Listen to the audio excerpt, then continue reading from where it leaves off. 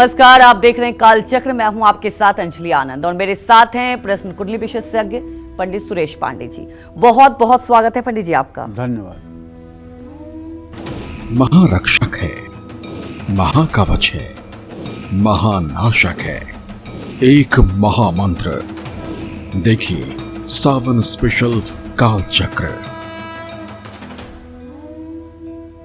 जी हाँ, आज सावन का चौथा यानी कि आखिरी सोमवार है और ऐसे में सावन के इस आखिरी सोमवार पर कौन से 8 महा उपाय आपको गौरी शंकर की कृपा दिलाएंगे और आपके जीवन के सभी कष्टों को दूर करेंगे, यही आज कालचक्र में पंडित जी आपको बताएंगे। तो इस मौके का लाभ उठाने के लिए हो जाइए तैयार और ध्यान से देखिए आज का सावन स्पेशल कालचक्र। इसके अलावा अगर आपका कोई सवाल है तो आप हमें फोन कर सकते हैं। हमारा नंबर है 012066522415।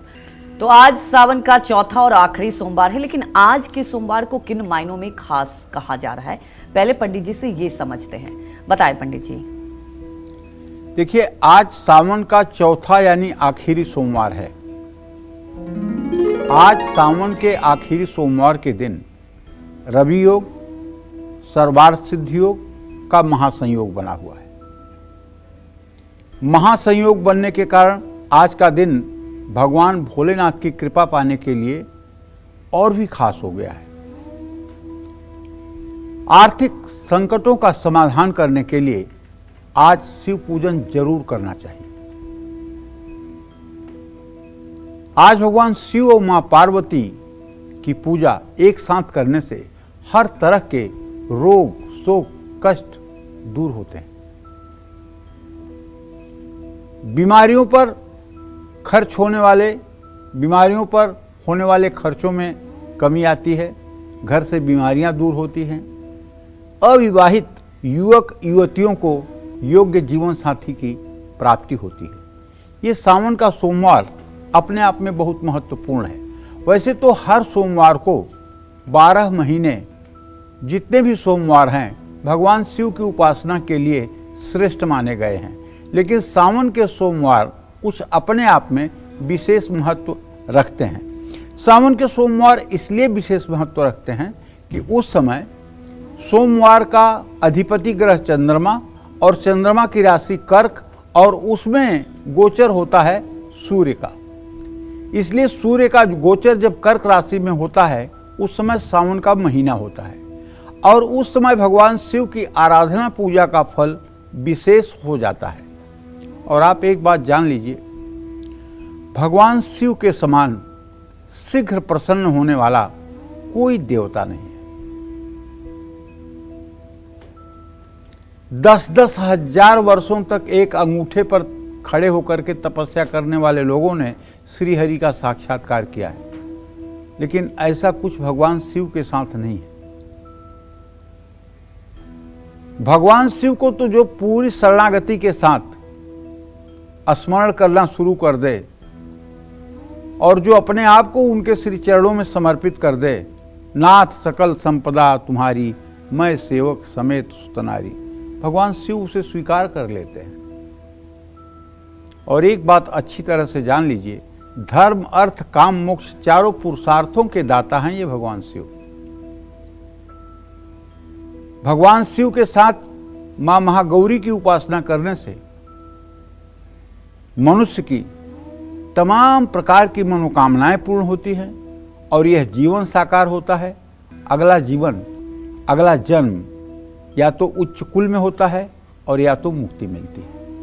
इसलिए कलिकाल में पैदा होकर के भी जो भगवान शिव की शरणागति न लिया, जिसने भगवान शिव की उपासना नहीं की, उसका जीवन एक तरह से आप मान लीजिए कि व्यर्थ में ही व्यतीत हो रहा है। इसलिए शिव की शरणागति लीजिए। भगवान शिव एक ऐसे देवता हैं कि अगर इनकी भक्ति आपके ऊपर रंग ला रही है और इनकी भक्ति ने आपके ऊपर रंग ला दिया तो ये आपको सीधे भगवान कृष्ण या राम की तरफ मोड़ देंगे। जा पर कृपा करहि पुरारी, सो नर पावे भगति हमारी।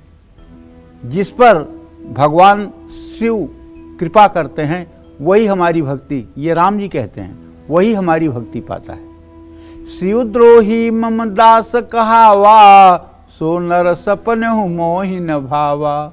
भगवान शिव से द्रोह करने वाला, भगवान शिव की निंदा करने वाला और भगवान शिव को न चाहने वाला, अगर वो मेरा भक्त बनने का स्वांग कर रहा है तो ऐसा भक्त मुझे कभी प्रिय नहीं है। ये भी भगवान राम के शब्द हैं। तो कहने का आशय ये है, भगवान शिव की शरणागति ले लेने से और भगवान शिव की आराधना उपासना से हर प्रकार की मनोकामनाएं पूर्ण होती हैं, इसमें कोई संदेह नहीं है।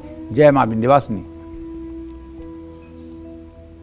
तो चलिए आगे भी चर्चा करेंगे और जानेंगे कैसे भोलेनाथ की पूजा आराधना करके आज आप उनकी कृपा पा सकते हैं, क्योंकि आज सावन का आखिरी सोमवार है। तो लगातार हमारे साथ आप बने रहिए और कालचक्र देखते रहिए। लेकिन उसके पहले आप जान लेंगे मेष राशि का राशिफल कैसी रहेगी, आर्थिक स्थिति, कामकाज, रिश्ते और सेहत, साथ ही क्या है आज का उपाय, शुभ अंक और शुभ रंग, बताएं पंडित जी। देखिए, मेष राशि के जातकों को बताना चाहूंगा कि जहां तक ग्रह गोचर का सवाल है तो आपका राशि स्वामी मंगल इस समय आपके छठे भाव में गोचर कर रहा है और आपके धन भाव का स्वामी शुक्र अब तृतीय भाव में हो चुका है, यद्यपि बृहस्पति के साथ है, और आपके आय भाव का स्वामी शनि व्यय भाव में है। कुल मिलाकर के ग्रहों की स्थिति पैसों के मामले में आपके अनुकूल नहीं है। ऐसे में अगर पैसों के लेन देन में आप जल्दबाजी दिखाएंगे तो निश्चित रूप से आपसे गलत डिसीजन होगा और निर्णय आपका गलत होगा, नुकसान में आप रहेंगे। हाँ, एक बात कहना चाहूंगा कि बृहस्पति की स्थिति को देखते हुए अगर काम से जुड़ी कोई यात्रा आपको करनी है तो आपको करना चाहिए और अपनी पारिवारिक जिम्मेदारियों का आपको हर समय स्मरण रखना चाहिए। मौसम ऐसा है और आपके रोग स्थान में लगने से है, इसलिए सेहत में कुछ गिरावट आ सकती है। देखिए, भूल करके भी किसी का अपमान न करें, किसी का दिल न दुखाएं। लाल रंग का धागा या कलावा अपने हाथ पर बंधवाएं। शुभ अंक आपके लिए 2 है, शुभ रंग आपके लिए गोल्डन है। जय मां विंध्यवासिनी।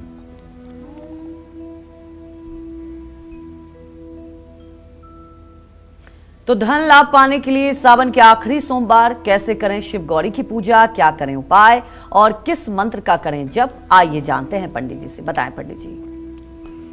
देखिए, भगवान शिव तो सब कुछ दे सकते हैं, जो कुछ मन में आपके हो, भगवान शिव की आराधना से कुछ भी असंभव नहीं। धन तो बड़ी तुच्छ सी चीज है। आज यद्यपि कलिकाल में धन ही बड़ा महत्वपूर्ण हो गया है और पैसे के लिए भाई भाई का दुश्मन हो रहा है, पिता पुत्र में अनबन हो रही है, भाई बहन में मुकदमा चल रहा है। तो पैसे के लिए तो आज सारे रिश्ते खराब हो रहे हैं। लेकिन सच बताऊं, अगर आप कभी सोच कर देखिए, पैसा जरूरी तो है लेकिन बहुत जरूरी नहीं है। क्या पैसा आपको मरने से रोक लेगा? क्या पैसा आपको मानसिक शांति दे सकता है? क्या पैसा आपके बच्चों में अच्छे संस्कार पैदा कर सकता है? क्या पैसा आपको सुख चैन की नींद दे सकता है? पैसा उतना ही चाहिए, संपत्ति उतनी ही चाहिए कि वो विपत्ति न बन जाए। ठीक है, गोस्वामी जी भी लिखते हैं और काकभूषुंडी जी गरुण से भी कहते हैं कि न ही दरिद्र सम दुख जग माही। दरिद्रता के समान कोई दुख नहीं है। ठीक भी बात है। अभाव बहुत बड़ी चीज है, अभाव बहुत बुरी चीज है। अगर बच्चा बीमार हो और दवाई के लिए पैसा ना हो, बच्चा भूखा हो, दूध के लिए पैसा ना हो, तो ये बहुत ही नारकीय स्थिति होती है। लेकिन इतना तो जरा सा भी अगर कोई विवेक से जीवन जिएगा तो इतने की योगक्षेम की व्यवस्था श्रीहरि कर देते हैं। तो मैं ये कहना चाहूंगा कि जो लोग विपुल धन संपदा के मनोकामना रखते हैं, उन्हें आज आखिरी सोमवार के दिन शिव गौरी मंदिर जाकर के भगवान शिव को पहले आप जाइए, शिवालय में बैठिए, भगवान शिव का ध्यान करिए। कैलाश पर्वत पर एक स्फटिक शिला है, उस पर एक मृगचर्म बिछा हुआ है, उस पर मृगछाला पहने हुए भगवान शिव गौर वर्ण में, कैसे कपूर की तरह रंग है उनका। टीवी मत देखिएगा ब्लू कलर के शंकर जी खड़े हैं ना, ऐसा कोई कलर नहीं है भगवान शिव का। ये तो मतलब कि आर्ट बनाने वालों का दिमागिया दिवालियापन है। कपूर की तरह गौर वर्ण है शिव भगवान, जैसे कपूर का रंग होता है ऐसे भगवान शिव गौर वर्ण के हैं। और वो वहाँ समाधि लगाए बैठे हुए हैं। उनके बगल में जगत जननी जगदम्बा माँ पार्वती खड़ी हैं,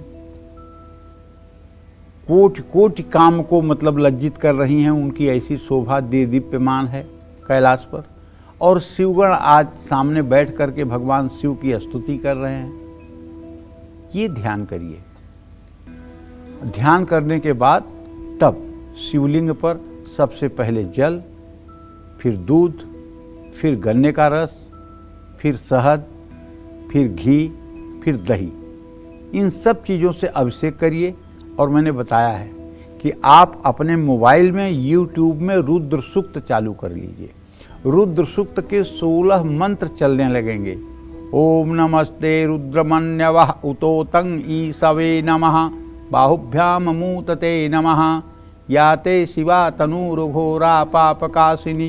तो इस तरह से जब 16 मंत्र चलने लगेंगे और आप भगवान शिव की पूरे तन्मयता के साथ पूजा करेंगे, वाह, परम आनंद आ जाएगा। और इसके बाद में शुद्ध जल से शिवलिंग को धो करके एक जनेऊ, रुद्राक्ष की माला, भस्म, विभूति, सफ़ेद वस्त्र आप उनको समर्पित करें। और इसके बाद सफ़ेद फूलों की माला, बेलपत्र, कमल के फूल, धतूरे के फूल, धतूरे के फल भगवान शिव के शिवलिंग पर आप चढ़ाएं। इसके बाद सुंदर धूप पीतल की कटोरी में जला करके और उसे भगवान शिव को दिखाएं और घी का दिया जलाएं। पीतल के दिए में घी का दिया जलाएं। और उसके बाद एक थाली में नैवेद्य के लिए जो भी वस्तु आपके पास है, फल, फूल, ड्राई फ्रूट, ये सब जो वस्तुएं हैं, भगवान शिव को थोड़ी सी पिसी हुई भांग के साथ अर्पित करें। और उसके बाद एक चांदी की गिलास में भगवान शिव के लिए जल रखें और एक पान का बीड़ा कली लौंग की चुभो करके भगवान शिव को अर्पित करें। और उसके बाद हो सके तो शिव तांडव स्तोत्र का पाठ करें। जटाटवी गलज्वल प्रवाह पावित स्थले गले वलंबितां भुजंग तुंग मालिकाम डम निनादवड्डमर्वयं चकार चंड तांडवम तनोतु नः शिव शिवम। जटाकटाह संभ्रम भ्रम निलिम्प निर्झरी बिलोल बीच वल्लरी विराजमान मूर्धनि धग धग धग ज्वल ललाट पट्ट पावके किशोर चंद्रशेखरे रति प्रतिक्षणम मम। कहने का आशय यह है, जो शिवतांडव का स्तोत्र है, इस पूरे स्तोत्र को कहते हुए दोनों हाथों में पुष्प ले करके और बेलपत्र ले करके, कमल का फूल ले करके और शिवलिंग पर आप ऐसे मंत्रांजलि, अपनी अंजलि जो है हाथों की, ऐसे शिवलिंग पर गिरा दीजिए। ये मंत्र पुष्पांजलि कही जाती है। और उसके बाद 5 बत्तियों वाले दिए से भगवान शिव की आरती करिए। आरती करने के बाद उस आरती को आप भी ग्रहण करिए और उसके बाद भगवान शिव को साष्टांग प्रणाम करिए। पूजा में जो कुछ भी गलती हुई हो उसके लिए क्षमा मांगिए। माँ गौरी को कुमकुम का तिलक लगाइए। कलावे में 9 गांठ लगाकर शिव गौरी के सामने रखिए। घी के 5 दिए जलाइए। माँ गौरी को लाल रंग की चुनरी चढ़ाइए। बूंदी के लड्डू बनाकर भोग लगाइए और ओम नमः शिवाय का अनवरत मंत्र जप करते रहिए। पूजा के बाद परिवार के किसी बड़े व्यक्ति के हाथ से या किसी ब्राह्मण के हाथ से या किसी पुजारी के हाथ से अपने दाहिने हाथ पर वो कलावा आप बंधवा लीजिए। इससे निश्चित रूप से आपका कल्याण होगा, मंगल होगा, जीवन सफल होगा। जय मां विंध्यवासिनी। तो अब जान लेते हैं वृषभ राशि का राशिफल कैसी रहेगी आर्थिक स्थिति, कामकाज, रिश्ते और सेहत, साथ ही क्या है आज का उपाय, शुभंग और शुभ रंग, बताएं पंडित जी। देखिए, वृषभ राशि के जातकों को बताना चाहूँगा कि आपका राशि स्वामी इस समय द्वितीय भाव में बृहस्पति के साथ गोचर कर रहा है। आपके धन भाव का स्वामी तृतीय भाव में हो गया है। पैसों के मामले में आपके साथ चीटिंग हो सकती है, धोखा हो सकता है। कहीं ज़्यादा पैसा बनाने के लालच में पैसे का निवेश न करें, अपने काम पर फोकस करें। आज आपको कुछ नई जिम्मेदारियां ऑफिस में मिल सकती हैं, पारिवारिक कलेश दूर होगा, मानसिक परेशानी बढ़ेगी, नए लोगों से संपर्क में आ सकते हैं। तुलसी के पौधे की पूजा करें। शुभ अंक आपके लिए 9 है, शुभ रंग आपके लिए आसमानी है। जय मां विंध्यवासिनी। तो मनचाहा जीवन साथी पाने के लिए आज सावन के आखिरी सोमवार पर कैसे करें शिव गौरी की पूजा और क्या करें उपाय, आइए जानते हैं। बताएं पंडित जी से। देखिए, सावन का आखिरी सोमवार है, बड़ा परम पवित्र पावन दिन है। इस जीवन का एक दिन एक क्षण का भरोसा नहीं है कि कल क्या होगा। अब आज का सावन जो भगवान शिव का पूजा आराधना में लगा देगा, अब बहुत भाग्यशाली होगा तो अगले साल का सावन उसे मिलेगा। तो इसलिए आज के सावन को अपने जीवन के लिए एक यादगार बनाएं। जीवन साथी का सुख पाने के लिए सावन के आखिरी सोमवार शिव गौरी के मंदिर में घी के 8 दिए जलाने चाहिए और 8 दिए 8 दिशाओं में जलाने चाहिए। महिलाओं को चाहिए, लड़कियों को चाहिए, कुंवारी कन्याओं को चाहिए कि माँ पार्वती को सिंदूरी रंग के चुनरी का गोटा चढ़ाएं और बढ़िया हो सके तो पीतल या चांदी की कटोरी में खीर बना करके चांदी का चम्मच रख करके और माँ पार्वती के सामने भोग लगाएं। ओम मंगला दिव्य नमः इस मंत्र का हर समय जप करती रहें। किसी सुहागन स्त्री को सुहाग की सामग्री दान करें। शाम के समय शिव पार्वती के मंदिर की 8 बार आधी परिक्रमा करें। जिन लोगों की शादी में रुकावट आ रही है उनको शिव गौरी रुद्राक्ष धारण करना चाहिए। इन सब उपायों से भी लाभ मिलता है। जय मां विंध्यवासिनी। तो पंडित जी से आगे भी जानेंगे आज क्या महा उपाय करें जिससे भगवान भोलेनाथ आप पर प्रसन्न होंगे और पूरी कृपा बरसेगी। लेकिन उसके पहले जान लेते हैं मिथुन राशि का राशिफल कैसा रहेगा आज का इनका पूरा दिन। बताएं पंडित जी। देखिए, पुराने निवेश से मिथुन राशि के जातकों को लाभ हो सकता है। ये मैं इसलिए कह रहा हूं कि आपके राशि में बृहस्पति और शुक्र की युति बनी हुई है। काम के चलते आपको यात्रा भी करनी पड़ सकती है। रिश्तों में जल्दबाजी से आपको बचना चाहिए। स्वास्थ्य अच्छा रहेगा। काम में आलस्य न करें, नुकसान संभव है। किसी रोगी की मदद करें। शुभ अंक आपके लिए 4 है, शुभ रंग आपके लिए नारंगी है। जय मां विंध्यवासिनी। तो आगे पंडित जी से जानेंगे नौकरी में सफलता पाने के लिए आज के दिन क्या करें उपाय। लेकिन उसके पहले हमारे एक दर्शक जुड़ चुके हैं विजेंद्र पानीपत से। विजेंद्र, आप सवाल पूछ सकते हैं। विंध्यवासिनी। हाँ सुरज। पंडित जी जय मां विंध्यवासिनी। जय मां विंध्यवासिनी भैया। विजेंद्र जी, 53 साल उम्र है। पंडित जी, मैं मकान के बारे में पूछना चाह रहा हूँ। मकान कहाँ होगा? जन्म स्थान के आसपास होगा या खरीदेंगे, बना बनाया मिलेगा? अभी 53 साल उम्र होगी लेकिन घर नहीं है मेरे पास कोई भी। अभी मैं सरकारी क्वार्टर में रह रहा हूँ। घर से थोड़ा सा हट करके आपका घर होगा। और जहाँ तक मेरा अनुमान कह रहा है, शुक्र और शनि परस्पर चतुर्सदशम हैं। अभी लगभग मार्च 2028 तक का समय आपका घर होने में लग सकता है। अगर आप चाहते हैं कि शीघ्र और अच्छा घर आपका हो तो विजेंद्र जी, आपको मैं एक गारंटी के साथ उपाय बताता हूँ। वो उपाय ये है कि आप 100 दिनों तक लगातार सायंकाल ब्रह्मचर्य का पालन करते हुए सुंदरकांड का पाठ करें। शाम के समय सुंदरकांड का पाठ करें।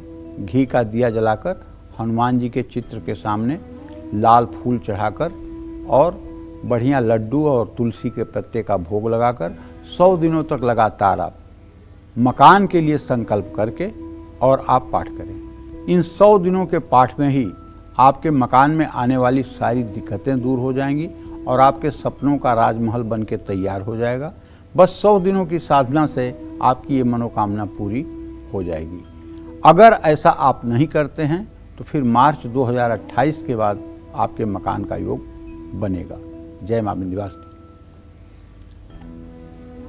तो नौकरी में सफलता पाने के लिए आज सावन के आखिरी सोमवार पर कैसे करें शिव गौरी की पूजा और क्या करें उपाय, आइए जानते हैं पंडित जी से। बताएं पंडित जी। देखिए, जीवन के हर क्षेत्र में सफलता पाने के लिए भगवान शिव की आराधना तो आवश्यक है ही है। शिव, शिव माने क्या? शिव माने कल्याण। शिव का शाब्दिक अर्थ होता है कल्याण। और शिव में से इकारांत ई अगर निकाल लिया जाए, शिव में से जो छोटी ई की मात्रा लगी हुई है ई, अगर ई निकाल लिया जाए तो शिव क्या होगा? शव। मतलब शव माने मुर्दा, डेड बॉडी। तो यहां कल्याण तब है जब शक्ति जुड़ी हुई है। और शक्ति कौन है? जगत जननी जगदम्बा आदिशक्ति मां पार्वती। वो जब शिव के सानिध्य में है तब शिव शिव हैं। तो ऐसे में अगर आप भगवान शिव की आराधना करेंगे, अब ये भी मत मानिए कि आप शिवलिंग की पूजा करते हैं तो उसमें पार्वती की पूजा नहीं होती है। केवल शिवलिंग की पूजा कर रहे हैं अगर आप, तब भी पार्वती की पूजा उसी शिवलिंग के माध्यम से हो जाती है। इसलिए कि शिव और गौरी ये दोनों अभिन्न हैं, ये दोनों एक ही हैं। वागर्थाविर संपृक्तौ वागर्थ प्रतिपक्तये जगतः पितरौ वंदे पार्वती परमेश्वरौ। जैसे वाणी और उसका अर्थ होता है, ये दोनों एक में चिपके हुए होते हैं, उसी तरह से शिव और पार्वती सर्वत्र एक जगह ही विराजमान होते हैं। कुछ मंदिरों में बीच में भगवान शिव का शिवलिंग होता है, एक कोने में माँ पार्वती की प्रतिमा होती है, एक कोने में गणेश जी होते हैं, एक कोने में स्वामी कार्तिकेय होते हैं और एक कोने में नंदी बाबा होते हैं। अब मैं भी देखता हूँ मंदिरों में जाकर के महिलाएं फटाफट और काम करें या ना करें, एक कलावा लेती हैं और फटाक शिवलिंग के ऊपर से लेकर के और माँ पार्वती के ऊपर वो बंधन लगाने लगती हैं। अरे जो सदैव से एक ही हैं, जो अलग नहीं हैं, जिनका एक बार पाणी ग्रहण संस्कार हो चुका है, एक बार जिनका ग्रंथि बंधन हो चुका है, तुम पागल लोग किसका ग्रंथि बंधन कर रहे हो? जगत के पिता का ग्रंथि तुम लगा रहे हो। जो तुम्हारी ग्रंथि खोल सकते हैं उनकी ग्रंथि तुम लगा रहे हो। लेकिन इनको कौन समझाए भैया? अगर इनको समझाइए तो वहीं लोटा चला देंगे। अरे आपको कुछ नहीं आता है। शिव पार्वती का ग्रंथ बंधन अब देखो तो कलावा ही कलावा दिख रहा है। माँ पार्वती और शिवलिंग के आगे पीछे कलावा ही कलावा दिख रहा है इतनी बार, और पुजारी भी कुछ नहीं बोल रहा है। ये भी देखिए मजे की बात, पुजारी नहीं मना कर रहा है कि ऐसा नहीं करना चाहिए। अरे उनका तो आदि आदि से ही उनका ग्रंथि बंधन बना हुआ है। तुम्हारे ये मतलब कि कलावे के धागे से उनका ग्रंथि बंधेगी? अरे वो तुम्हारे माता पिता हैं, माता पिता का ग्रंथि बंधन करने जा रहे हो। तो कम से कम जिन लोगों को थोड़ी सी भी समझ हो, उन्हें तो कम से कम ऐसा नहीं करना चाहिए। तस्मात् शास्त्रम प्रमाणम च कार्य कार्य व्यवस्थित हो। हमारे यहाँ सनातन धर्म में हर कार्य को शास्त्र के अनुसार करने की आज्ञा है। ऐसा नहीं है कि मार्ग जोई सोई कछु भावा पंडित सोई जुगाल बजावा। मतलब जो आपको रास्ता पसंद आ गया वही आपका रास्ता है, जो आपको पसंद आ गया वही आपका भाव है। ऐसा नहीं है। शास्त्रों की अपनी मर्यादा है। शास्त्र क्या कहते हैं? वहां भी जाइए आप बैजनाथ धाम, तो वहां पर आपसे कहेंगे पंडा जी कि 3100 रुपया लगेगा और यहाँ बैजनाथ धाम से और वहाँ गौरी कुंड तक एक आपका धागा बन जाएगा। क्या बात है भाई? किस शास्त्र में लिखा हुआ है? किस पुराण में लिखा हुआ है? हमने भी पूरा शिव पुराण पढ़ लिया, पूरे शास्त्रों का अवलोकन हल्का फुल्का जितना हमें ज्ञान है कर लिया। ये सब क्या है? एक लोक रीति बनाए हुए हैं लोग, अपने अपने ढंग से अपनी अपनी योजनाओं को क्रियान्वित कर रहे हैं। मैं अश्रद्धा नहीं पैदा कर रहा हूँ, लेकिन मैं सच कह रहा हूँ। भगवान शिव हृदय में धारण करने के योग्य है। आत्मा त्वम हे शिव, आप हमारी आत्मा हैं, गिरजामती और माँ पार्वती हमारी बुद्धि स्वरूपा हैं। सहचरा प्राणा, ये अनमोल श्वास जो हमारे शरीर में चल रही है, ये शिवगण हैं। शरीरम गृह, और हे भगवान शिव, ये मेरा शरीर आपके निवास करने योग्य स्थान है, घर है आपका। पूजा ते विषयोपभोग रचना, और मैं जो स्नान ध्यान करता हूँ, जो मैं अपना चंदन तिलक करता हूँ, जो मैं कपड़े पहनता हूँ, ये सब आपके पूजन के उपचार हैं। निद्रा समाधि स्थिति, जो मैं सोता हूँ, ये आपकी समाधि की अवस्था है। संचार पदयो प्रदक्षिण विधि, मैं जितने कदम जमीन पे चलता हूँ, चाहे जिधर, वो आपकी प्रदक्षिणा के अलावा और कुछ नहीं है प्रभु। यद कर्मम क्रियते तद अखिलम संभवतो आराधनम, और जो कुछ भी मैं बोलता हूँ वो आपके लिए पवित्र स्रोत है। और जो कुछ जाने अनजाने में मुझसे कर्म होता है, हे शिव, वो आपके पूजन के ही उपचार हैं। ये भाव मन में आना चाहिए। इस तरह से भाव जब मन में आएगा तो भगवान शिव की कृपा अनायास आपके ऊपर बरसेगी। तो नौकरी में सफलता पाने के लिए सावन के आखिरी सोमवार शिव गौरी की प्रतिमा के सामने घी और तिल के तेल के 3 दिए जलाएं। माँ गौरी को भूरे रंग की चुनरी चढ़ाएं। 5 तरह के पकवान बनाकर चढ़ाएं। श्री सांब सदा शिवाय नमः इस मंत्र का जप करें। नेत्रहीन बच्चों के विद्यालय में गुप्त दान करें। गाय को गुड़ खिलाएं। जय मां विंध्यवासिनी। जानेंगे कर्क राशि का राशिफल कैसा रहेगा आज का इनका पूरा दिन, बताएं पंडित जी। कर्क राशि के जातकों को बताना चाहूंगा कि आपका राशि स्वामी चंद्रमा इस समय वृश्चिक राशि नीच राशि में गोचर कर रहा है।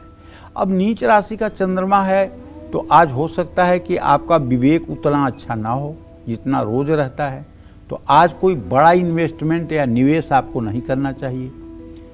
काम से जुड़ा कोई बड़ा फैसला भी नहीं लेना चाहिए क्योंकि चंद्रमा नीच राशि में है। किसी से ज़रूरत से ज़्यादा अपनी अंदर की बातें शेयर नहीं करना चाहिए। थोड़ा सा स्वास्थ्य संबंधी समस्या, पीठ में दर्द या सर्वाइकल की प्रॉब्लम हो सकती है। बच्चों की संगत और व्यवहार पर ध्यान देने की आवश्यकता है। पेड़ पौधे लगाइए। शुभ अंक आपके लिए 9 है। शुभ रंग आपके लिए लाल है। जय मां विंध्यवासिनी। आज सावन के आखिरी सोमवार में आपके पास शिव गौरी कृपा पाने के लिए खास मौका है। इस महासंयोग का महालाभ पाने के लिए बने रहिए कालचक्र के साथ और अपनी इसी चर्चा को आगे बढ़ाते हुए बात करते हैं उन लोगों की जिनको अब तक संपत्ति का सुख नहीं मिल पाया। ऐसे लोग आज सावन के आखिरी सोमवार में कैसे करें शिव गौरी को प्रसन्न, क्या करें उपाय और किन मंत्रों का करें जप, आइए जानते हैं पंडित जी से। बताएं पंडित जी। देखिए, संपत्ति का सुख पाने के लिए सावन के आखिरी सोमवार शिव गौरी मंदिर में घी और तिल के आपको कम से कम 5-5 दिए जलाने चाहिए। माँ पार्वती को लाल रंग का रेशमी वस्त्र, पीले रंग का रेशमी वस्त्र या हरे रंग का रेशमी वस्त्र चढ़ाना चाहिए। सूजी के हलवे का भोग लगाना चाहिए और ओम हरि प्रियाय नमः इस मंत्र का यथासंभव जप करना चाहिए। पंछियों के लिए भी दाना पानी की व्यवस्था करनी चाहिए और आज के पूरे दिन हो सके तो व्रत करना चाहिए और पूरे दिन मन में ओम नमः शिवाय का जप मन में करते रहना चाहिए और सतत दिन में भगवान शिव का चिंतन आपके मन में बना रहे। आप कोई काम करते रहें लेकिन चिंतन में आपके भगवान शिव बने रहें। अगर ऐसा आज आप करने में कामयाब होंगे तो निश्चित रूप से भगवान शिव की कृपा आपके ऊपर होगी और हर प्रकार के रोग शोक से मुक्ति मिलेगी। जय मां विंध्यवासिनी। जानेंगे सिंह राशि का राशिफल कैसा रहेगा आज का इनका पूरा दिन, बताएं पंडित जी। देखिए, सिंह राशि के जातकों को बताना चाहूँगा कि आपका राशि स्वामी अभी व्यय भाव में है। आपके राशि में केतु की स्थिति है। आपके सप्तम भाव में राहु की स्थिति है। कहने का मतलब ये है कि मंगल आपके धन भाव में बैठा हुआ है जो आपके भाग्य का स्वामी है और भाग्य भाव को पूर्ण दृष्टि से देख रहा है। तो ऐसे में आमदनी का नया स्रोत तो बढ़ सकता है, लेकिन काम में जल्दबाजी से आपको बचना चाहिए और घर में कलह न हो ऐसा आपको प्रयास करना चाहिए। थकान और कमजोरी महसूस हो सकती है राहु केतु के कारण। कोई भी फैसला आपको सोच समझ के ही लेना चाहिए। भगवान सूर्य को जल देना चाहिए, सूर्य को प्रणाम करना चाहिए। शुभ अंक आपके लिए 2 है, शुभ रंग आपके लिए हरा है। जय मां विंध्यवासिनी। तो संतान सुख पाने के लिए सावन के आखिरी सोमवार कैसे करें शिव गौरी की पूजा और क्या करें उपाय, आइए जानते हैं पंडित जी से। बताएं पंडित जी। देखिए, संपदा तो बड़ी तुच्छ चीज है भगवान शिव के लिए। संपत्ति का सुख पाने के लिए, दरिद्रता का दमन करने के लिए सावन के आखिरी सोमवार आप किसी शिवालय में जा कर के घी तेल के दिए जलाइए और ये दिए शाम के समय आप जलाएं। दिन में अगर जलाएंगे तो उसका 100 गुना फल आपको शाम को जलाने पर मिलेगा। जो व्यक्ति सायंकाल शिवालय में एक भी दीप जला देता है, मैं दावे के साथ कहता हूं उसे राजसूय यज्ञ और अश्वमेध यज्ञ करने जितना फल मिलता है। शिवालय में दीप जलाने से ज्यादा पुण्य कार्य कोई हो ही नहीं सकता है। लेकिन ये दीप सायंकाल जलाया जाए, सूर्यास्त के समय जलाया जाए, तब इसका प्रभाव जो होता है वो कोटि गुना हो जाता है। और जो व्यक्ति गाय के घी का दीपक, एक ही दीपक सही, ये 5-5, 7-7 छोड़ दीजिए, एक ही दीपक अगर आप ले जा करके शिवालय में श्रद्धा पूर्वक शाम को जलाते हैं तो ज्यादा नहीं, 40 दिन आप दीप जला दीजिए किसी शिवालय में जाकर के नियम से शाम को। और पूजा पाठ की आपकी जो वृत्ति है वो भी अगर कमजोर हो तो भी केवल दीप जला करके शंकर जी को प्रणाम कर लीजिए। 40 दिन के बाद चाहे जितने बड़े संकट से आप गुजर रहे होंगे उसका भी आपको समाधान मिल जाएगा। जिन लोगों को नाग के सपने आते हैं, जिन लोगों के सांप के सपने आते हैं, जिनके घरों में आए दिन सांप दिखाई देते हैं, जिनके संतान को आए दिन बीमारियां ग्रसती हैं, जिनका गर्भपात हो जाता है, ऐसे सभी लोगों को चाहिए कि अगर शिवालय में दीप प्रज्वलित करना सायंकाल शुरू कर दें तो मैं दावे के साथ कह सकता हूं वो बहुत शीघ्र 40 दिन के बाद ऐसा दिन बनेगा जब आपके चेहरे पर एक अलौकिक आभा मंडल दिखाई देगा, एक आत्मसंतोष आपके अंदर झलकेगा। इसको करके देखिए, ये आजमाया हुआ उपाय है, आपसे कह रहा हूं। लेकिन शिव मंदिर में नहीं, शिवालय में। शिव मंदिर और शिवालय में अंतर ये है कि शिवालय में गर्भगृह के मध्य में शिवलिंग होता है और बाहर नंदी होते हैं, और शिव मंदिर वो है जिसमें एक कोने में शिवलिंग भी होता है और चारों दीवार पर सारे देवताओं के मूर्तियां लगी होती हैं। तो शिवालय में जाने का प्रयास करना चाहिए। शिवालय कोट्यसः, शिवालय में करोड़ गुना फल मिलता है। एक दिया आपने जला दिया तो 1 करोड़ दीप दान करने का फल आपको मिल जाएगा। माँ गौरी को लाल, पीला, हरे रंग का वस्त्र, सूजी के हलवे का भोग, ओम हरि प्रियाय नमः का मंत्र जप, पंछियों के लिए दाना पानी की व्यवस्था, ये सब भी करते रहना चाहिए। ये सब तो पुण्य का कार्य है। जय मां विंध्यवासिनी। तो जानेंगे कन्या राशि का राशिफल, कैसी रहेगी आर्थिक स्थिति, कामकाज, रिश्ते और सेहत, साथ ही क्या आज का उपाय, शुभ अंग और शुभ रंग, बताएं पंडित जी। कन्या राशि में इस समय मंगल की स्थिति है। कन्या राशि का स्वामी बुध इस समय एकादश भाव में सूर्य के साथ है। पुराना पेमेंट अगर आपका कहीं है तो वो आपको मिल सकता है। काम को लेकर किसी पर भी ज़्यादा आपको आंख बंद कर भरोसा नहीं करना चाहिए।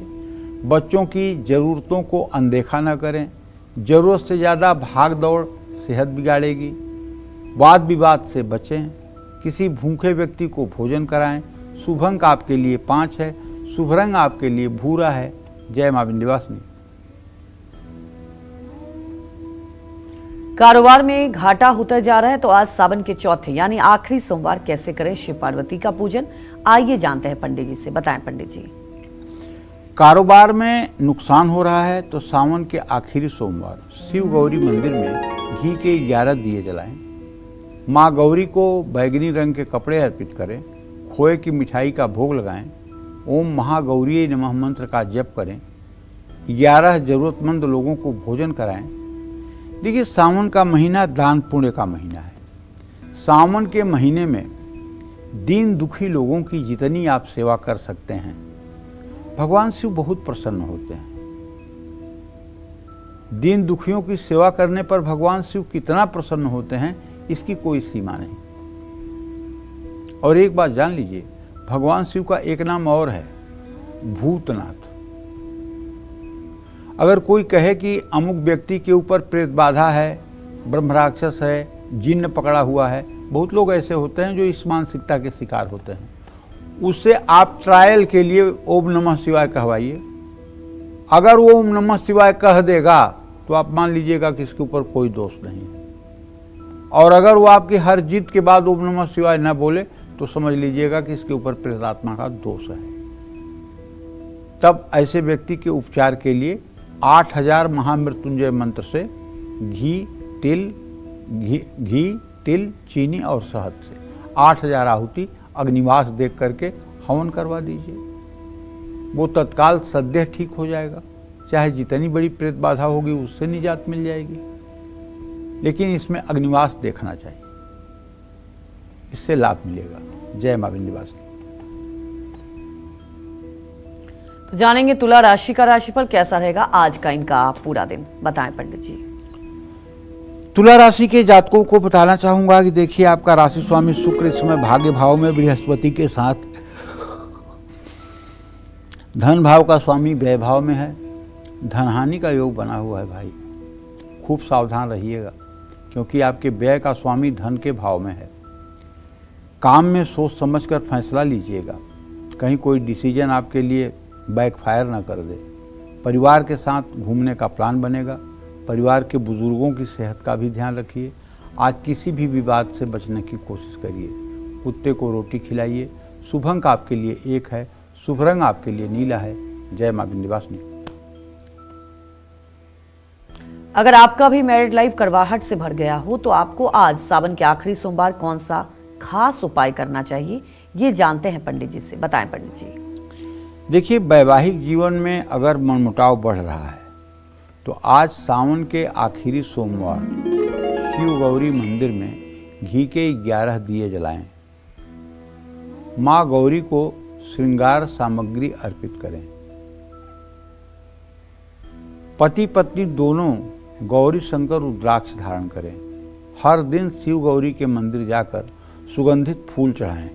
केतकी और केवड़े का फूल भूल करके भी न चढ़ाएं। देखिए, एक बात कहना चाहूँगा, जब भगवान शिव का पहला विवाह हुआ था तो माता सती के साथ भगवान शिव कुंभज ऋषि के पास से आ रहे थे। रास्ते में उन्होंने देखा, उस समय रामावतार हो चुका था। प्रभु श्री राम माँ जानकी के अपहरण हो जाने के बाद माँ जानकी का पता लगाने के लिए इधर उधर भटक रहे थे। बार बार भगवान शिव राम जी को प्रणाम करते थे और विह्वल हो रहे थे। ये देख करके सती को लगा कि सामान्य से राजकुमारों को ये प्रणाम कर रहे हैं, ये देवाधिदेव हैं, ये महादेव हैं, और ये एक साधारण से राजा के लड़कों को प्रणाम कर रहे हैं, ये क्या इनकी गति है। तो उन्होंने पूछा तो सब कुछ शिव जी ने कहा। लेकिन जब कुंभज ऋषि के यहाँ भगवान शिव गए थे, एक बार त्रेता युग माही शंभु गए कुंभज ऋषि पाही, संग सती जग जननी भवानी, ऋषि पूजहूँ अखिलेश्वर जानी। तो गोस्वामी जी लिखते हैं, संग सती जग जननी भवानी। संग में सती मैया जगत जननी भवानी थी, लेकिन जब लौटने लगते हैं तो गोस्वामी दास जी लिखते हैं, दक्ष सुता, दक्ष की बेटी के साथ लौट रहे हैं। वहाँ जग जननी भवानी का कोई उल्लेख नहीं है। क्यों? क्योंकि जब कथा हो रही थी और कुंभज ऋषि ने भगवान शिव की पूजा कर दी तो माता के समझ में ये आया कि जो इनकी पूजा कर रहा है इनको कथा क्या सुनाएगा, इनको ज्ञान क्या देगा। जब ये खुद ही इनका चरण धो रहा है तो इनको क्या ज्ञान देगा। और कथा में माता का मन नहीं लगा और पूरी राम कथा हुई, लेकिन उन्होंने सुना ही नहीं, इसलिए भगवान के महात्मा को जाना ही नहीं। बहुत शिव जी ने समझाया लेकिन उन्हें विश्वास नहीं हुआ। तो भगवान शिव ने कहा कि जाकर के परीक्षा ले लो भाई, अगर तुम्हें विश्वास नहीं है। संशय हो गया ना मन में सती के। अस कही जपन लगे हरि नामा, चली सती जहाँ प्रभु सुख दामा। भगवान तो राम राम करने में बिजी हो गए और सती मैया जा कर के सीता मैया का भेष बना करके राम जी के सामने रास्ते में खड़ी हो गई। राम जी ने देखा, उन्हें प्रणाम किया। कहूँ मातु कहाँ वृष के तू, विपिन अकेल फिरत कहीं हे तू। हे माँ, शिव जी कहाँ हैं? तुम जंगल में अकेले क्यों घूम रही हो? तब तो उनका माथा चकरा गया और जिधर देख रहे हैं उधर राम लक्ष्मण सीता, जिधर देख रहे हैं उधर राम लक्ष्मण सीता। एक संशय के नाते भगवान शिव ने असंकल्प की न मन माही, शिव संकल्प की न मन माही, यह तन सती भेंट अब नाही। भगवान शिव ने संकल्प कर लिया कि हे सती, अब इस शरीर से हमारा तुम्हारा मेल नहीं होगा।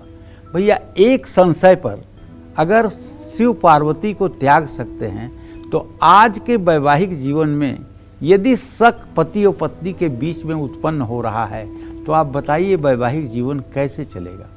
इसलिए मैं सब लोगों से कहना चाहता हूँ हाथ जोड़ करके कि आप लोग अपने वैवाहिक जीवन में अपने पति के ऊपर या अपने पत्नी के ऊपर शक न करें,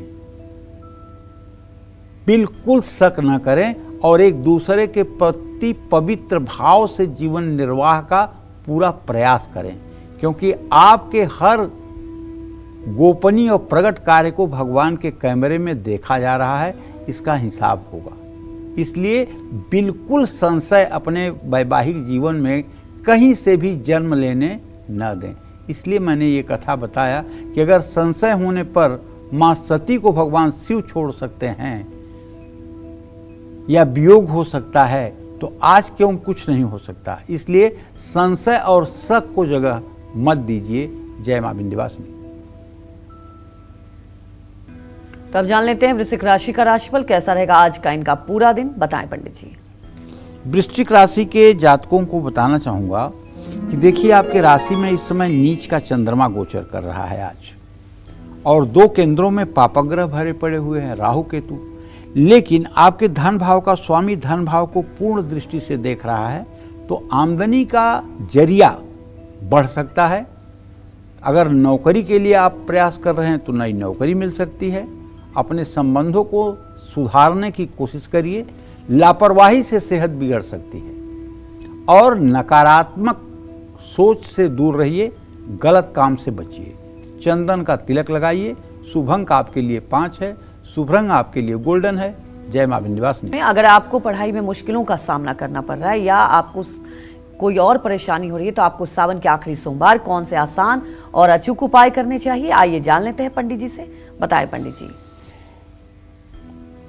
देखिए, पढ़ाई में अगर दिक्कतों का सामना करना पड़ रहा है तो सावन का आखिरी सोमवार है। आपको किसी शिवालय में जाकर के घी तेल के शाम को दिया प्रज्वलित करना चाहिए। माता पार्वती को पीले रंग के रेशमी वस्त्र, बेसन के लड्डू और हो सके तो सुंदर दिव्य ढंग से खिचड़ी बनाकर चांदी की प्लेट में या चांदी की कटोरी में ये भी प्रसाद के रूप में अर्पित करना चाहिए। ओम विद्या रूपिण्यै नमः इस मंत्र का विद्यार्थियों को जप करना चाहिए। अनाथ आश्रम में बच्चों की पढ़ाई में कुछ मदद करना चाहिए। इन सब चीज़ों से परेशानियां दूर होती हैं। जय मां विंध्यवासिनी। तो चलिए अब बात करते हैं धनु राशि की। क्या कहता है धनु राशि का राशिफल, कैसा रहेगा आज का इनका पूरा दिन, जानते हैं। बताएं पंडित जी। धनु राशि के जातकों को बताना चाहूँगा कि देखिए, जो ग्रह स्थिति है आपकी, उसके आधार पर तो ये कहा जा सकता है कि प्रॉपर्टी डील से आपको लाभ हो सकता है। अगर आप प्रॉपर्टी डीलर या ब्रोकरेज का काम करते हैं तो निश्चित रूप से आपको लाभ मिलने की पूरी संभावना बनी हुई है। आपके राशि पर बृहस्पति और शुक्र की समग्र दृष्टि है। ऐसे में अगर देखा जाए तो ये कहा जा सकता है कि अधिकारी या साझेदारों से भी विवाद संभव है, क्योंकि बृहस्पति और शुक्र दोनों संयुक्त रूप से सप्तम भाव में हैं। परिवार में मतभेद की संभावना बढ़ेगी, क्योंकि आपके कुटुंब भाव का स्वामी शनि अपने भाव से तृतीय एकादश है। ऐसे में पुरानी बीमारी से आपको निजात मिल सकता है, लेकिन किसी चीज़ का घमंड न करें। पीपल के पेड़ के नीचे दीपक जलाएं। शुभ अंक आपके लिए 1 है, शुभ रंग आपके लिए पीला है। जय मां विंध्यवासिनी। तो चलिए बात कर लेते हैं मकर राशि वालों की। जानते हैं आज उनका भाग्य कितना मजबूत है, बताएं पंडित जी। मकर राशि से धन भाव में राहु है। ध्यान दीजिए, मकर राशि से धन भाव में राहु गोचर कर रहा है और पराक्रम भाव में लग्नेश शनि गोचर कर रहा है। ऐसे में भाई पैसों के मामले में अगर लापरवाही करेंगे तो निश्चित रूप से आर्थिक नुकसान की संभावना बनेगी। यात्रा भी अगर कर रहे हैं तो जल्दबाजी में बिना बहुत सोचे समझे प्लान बनाए कोई यात्रा इस समय आपको नहीं करना चाहिए। परिवार के साथ समय बिताना चाहिए। जहाँ तक हो सके बाहरी खान पान से बचना चाहिए। सामाजिक विवादों से दूरी बनाकर रखनी चाहिए। किसी ज़रूरतमंद व्यक्ति की मदद करनी चाहिए। शुभ अंक आपके लिए 8 है, शुभ रंग आपके लिए खाकी है। जय मां विंध्यवासिनी। तो चलिए बात कर लेते हैं कुंभ राशि वालों की। जानते हैं आज उनका भाग्य कितना मजबूत है, बताएं पंडित जी। देखिए, कुंभ राशि के जातकों को बताना चाहूँगा कि आपके राशि में राहु की स्थिति है, आपके संतान भाव में बृहस्पति शुक्र है, आपके मृत्यु भाव में मंगल और आपके आजीविका भाव में चंद्रमा की स्थिति है। अगर आज आप बहुत पेशेंस रखेंगे, बहुत धैर्य रखेंगे, घबराएंगे नहीं, व्याकुलता अगर नहीं होगी तो आर्थिक मामलों में सफलता मिलेगी। लेकिन अगर जरा सा भी आपने अपना पेशेंस लूज किया तो नुकसान भी हो सकता है। काम का बोझ बढ़ सकता है। परिवार के सदस्यों से एटीट्यूड न दिखाएं, विवाद न करें और खुद को एंजाइटी से बचाएं। गुप्त बातें सबसे साझा न करें। अपने घर की कमजोरियां लोगों से न बताएं। पीपल का पेड़ लगाएं। शुभ अंक आपके लिए 4 है, शुभ रंग आपके लिए ग्रे है। जय मां विंध्यवासिनी। तो चलिए बात कर लेते हैं मीन राशि वालों की। जानते हैं आज उनका भाग्य कितना मजबूत है, बताएं पंडित जी। देखिए, मीन राशि के जातकों को बताना चाहूँगा कि आपके राशि में शनिदेव की स्थिति बनी हुई है। शनिदेव 7 अंश 19 कला पर इस समय बकरी होकर के आपके राशि में गोचर कर रहे हैं। आपका राशि स्वामी बृहस्पति चतुर्थ भाव में इस समय मीन के नवमांश में है। अच्छा, आपके व्यय भाव में राहु है, तो ये बात तो पक्की है कि अगर आप बहुत सावधान रहेंगे तो थोड़ा नुकसान होगा और ज़्यादा लापरवाह रहेंगे तो बड़ा नुकसान होगा। नई नौकरी के मामलों में धैर्य रखिए। अगर नई नौकरी आप ज्वाइन कर रहे हैं और कहीं कुछ परिस्थिति ऊपर नीचे हो रही है तो ज़रा पेशेंस बनाइए, अपने आप परिस्थितियों का समाधान होगा। पारिवारिक मामलों में खूब सावधान रहिए। मौसमी बीमारियां परेशान कर सकती हैं। किसी भी तरह से वाद विवाद से बच जाइए। किसी भूखे व्यक्ति को हो सके तो भोजन करा दीजिए। शुभ अंक आपके लिए 3 है, शुभ रंग आपके लिए नीला है। जय मां विंध्यवासिनी। तो चलिए बात कर लेते हैं आज के लकी ईमेल कुंडली विजेता की। और आज के हमारे ईमेल कुंडली विजेता हैं दिल्ली के रहने वाले रमेश। और रमेश हमारे साथ फोन लाइन पर जुड़े हुए हैं। रमेश जी, आपकी डिटेल मैंने पंडित जी को बता दी है। आप पंडित जी से अपने सवाल पूछ सकते हैं। पंडित जी प्रणाम। हाँ, सुखी रहो जी। मेरा नाम रमेश है। मेरी डेट ऑफ बर्थ है 1 अप्रैल 1993। समय है 1:50 PM, sir Gangaram hospital Delhi. Sir मेरा क्वेश्चन ये है कि मैं बीमारी से परेशान रहता हूँ। एक बीमारी ठीक होती है, दूसरी बीमारी हो जाती है और दवा कभी बंद नहीं होती सर। इसका कारण और उपाय बताएं कृपया करके। और मेरा दूसरा क्वेश्चन ये है पंडित जी, मेरे बड़े भाई की मृत्यु 19 साल पहले बस एक्सीडेंट से हुई थी। उनकी आत्मा की शांति के लिए और पितरों की शांति के लिए मैंने गया जाने का प्लान किया है सितंबर में। तो क्या मुझे यहाँ पर जाके पूजा करवानी चाहिए? कृपया इस पर पूरा मार्गदर्शन करें। और तीसरा प्रश्न है पंडित जी, क्या मेरी कुंडली में पितृ दोष है? यदि हाँ तो कृपया इसका उपाय बताएं। पहले प्रश्न का जवाब तो ये है रमेश बाबू कि सन 2012 से आपकी बुध की दशा चल रही है। बुध आपके कुंडली में व्यय भाव और तृतीय भाव का स्वामी होकर के मृत्यु भाव में शनि के साथ बैठा हुआ है। शनि जैसे पापग्रह के साथ बुध के होने के कारण सन 2012 के बाद से ही कुछ न कुछ बीमारियां आपको लगी रहती हैं। लेकिन आपका चंद्रमा चूंकि कर्क राशि में और कर्क के नवांश में है, इसलिए पूरा जीवन आपका सुखमय व्यतीत होगा। आपको कोई घबराने की बात नहीं है। शनि आपका चूंकि कुंभ राशि में अष्टम भाव मृत्यु भाव में बैठा हुआ है, इसलिए आप 90 साल की उम्र तक जीवित रहेंगे। आपको कोई गंभीर बीमारी या मौत का खतरा नहीं है। पूरी गारंटी के साथ ये बात कह रहा हूँ। हाँ, बीमारी इसलिए हो रही है कि बुध आपका बहुत खराब है। तो आप अगर राम रक्षा स्तोत्र का 5-5 बार सुबह शाम पाठ करना शुरू कर दें, राम दरबार की पूजा करना शुरू कर दें और तुलसी के पत्ते का सेवन करना शुरू कर दें, तो आपको 125 दिन के बाद कभी बीमारी छुएगी भी नहीं। पहले प्रश्न का उत्तर तो मैंने आपको दे दिया। आप न तो गंभीर बीमार आगे रहने वाले हैं और न आपकी किस्मत खराब है। आपकी किस्मत अच्छी रहेगी। हाँ, बड़े भाई की आत्मा की शांति के लिए गया करने से पहले आपको काशी या प्रयाग में नारायण बलि और त्रिपिंडी श्राद्ध करवाना चाहिए। नारायण बलि और त्रिपिंडी श्राद्ध करवाने से जब घर का चारों दिशाओं से उत्कर्ष होने लगे, उत्थान होने लगे, तब गया श्राद्ध जाकर करना चाहिए। डायरेक्ट सुप्रीम कोर्ट में किसी की जमानत नहीं होती है, पहले लोअर कोर्ट जाना ही पड़ता है। इसी तरह से पहले नारायण बलि और त्रिपिंडी श्राद्ध करवाइए, उसके बाद गया श्राद्ध अगर आप करेंगे धर्मशिला पे जाके तो वो आपके लिए उपयोगी होगा। गया श्राद्ध भी होना चाहिए, लेकिन पहले नारायण बलि और त्रिपिंडी श्राद्ध होना चाहिए। जो शास्त्र सम्मत विधा है वो मैं आपको बता रहा हूँ। और आप बिल्कुल चिंता मत करिए, आप एकदम सुखी और स्वस्थ रहेंगे। बिल्कुल टेंशन लेने की बात नहीं। हो सके तो मेरे कहने से एक मोती और मूंगा धारण कर लीजिए। 10 रत्ती का मोती चांदी की अंगूठी में दाहिने हाथ की कनिष्ठिका में, और मूंगा 10 रत्ती का सोने की अंगूठी में दाहिने हाथ की रिंग फिंगर में धारण कर लीजिए। आपको सफलता मिलेगी। जय मां विंध्यवासिनी। पंडित जी से जल्दी से जान लेते हैं सावन के आखिरी सोमवार का वो उपाय जिसे करने से हमें रोगों से मुक्ति मिल सकती है। ये जानते हैं पंडित जी से, बताएं पंडित जी। देखो, रोगों से मुक्ति के लिए सावन के आखिरी सोमवार शिव गौरी मंदिर में घी और तिल के आपको 8-8 दिए जलाने चाहिए। पानी में कुसा मिलाकर रुद्र सूक्त बोलते हुए शिवलिंग का अभिषेक करना चाहिए।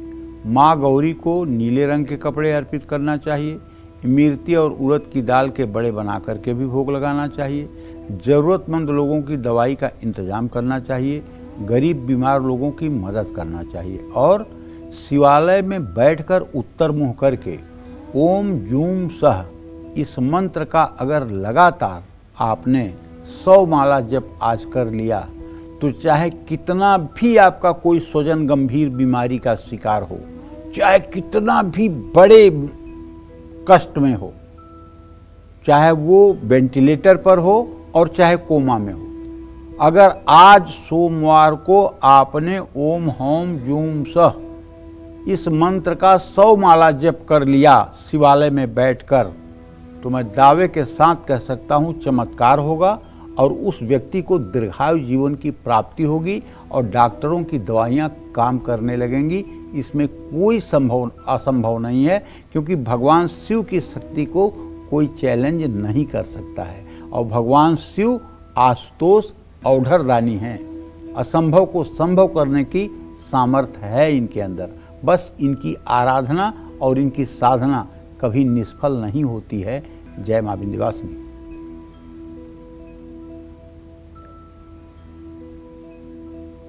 पंडित जी, हमारे दर्शकों को आपने इतनी महत्वपूर्ण जानकारी दी, आपका बहुत बहुत धन्यवाद। धन्यवाद। उम्मीद यही करते हैं कि आपको भी आज का हमारा विषय बहुत पसंद आया होगा।